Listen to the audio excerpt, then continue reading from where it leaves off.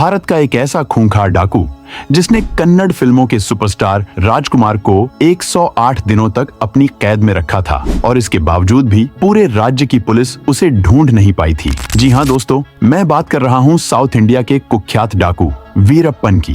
वीरप्पन का बचपन जंगलों में ही बीता था और वो जंगल के हर कोने से अच्छी तरह वाकिफ था। उसने जुर्म की दुनिया में अपना पहला कदम महज 15 साल की उम्र में रखा था, जब उसने एक फॉरेस्ट ऑफिसर को सिर्फ इसलिए कुल्हाड़ी से मार डाला था क्योंकि उस ऑफिसर ने वीरप्पन को गाली दी थी। इस वारदात के बाद वीरप्पन गांव से फरार हो गया और उसने जंगल में काम कर रहे जंगली जानवरों के तस्करों के एक गिरोह को ज्वाइन कर लिया। लेकिन वो सिर्फ एक सदस्य बनकर नहीं रुका, बल्कि अपनी मेहनत, होशियारी और निडर स्वभाव के चलते जल्द ही वो इस पूरे गिरोह का सरदार बन गया और अब उसके निशाने पर थे हाथियों के दांत और चंदन की लकड़ी। उसने देखते ही देखते इन दोनों की तस्करी का एक बड़ा नेटवर्क खड़ा कर लिया और कुछ ही सालों में वह बेहद अमीर और ताकतवर बन गया। इतना ताकतवर कि अगर कोई उसके रास्ते में आता, फिर चाहे वो कोई आईपीएस अफसर हो या पॉलिटिशियन, वीरप्पन उसे बख्शता नहीं था। उसने अपने जीवन में 184 से ज्यादा लोगों को मौत के घाट उतारा था और 200 से ज्यादा भी हाथियों का शिकार किया था।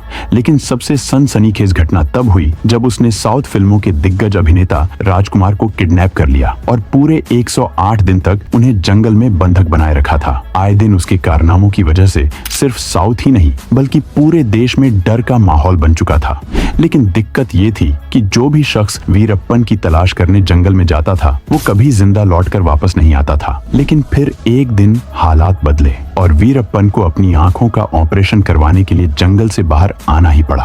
और जैसे ही खुफिया सूत्रों से पुलिस को खबर मिली कि वीरप्पन एक एम्बुलेंस के जरिए शहर की तरफ जा रहा है, तभी स्पेशल टास्क फोर्स ने तुरंत उसे घेरने का प्लान बना लिया और रास्ते में 30 कमांडो की टीम ने उसकी एम्बुलेंस को बीच रास्ते में घेरकर उस पर 300 से भी ज्यादा राउंड फायर कर दिए।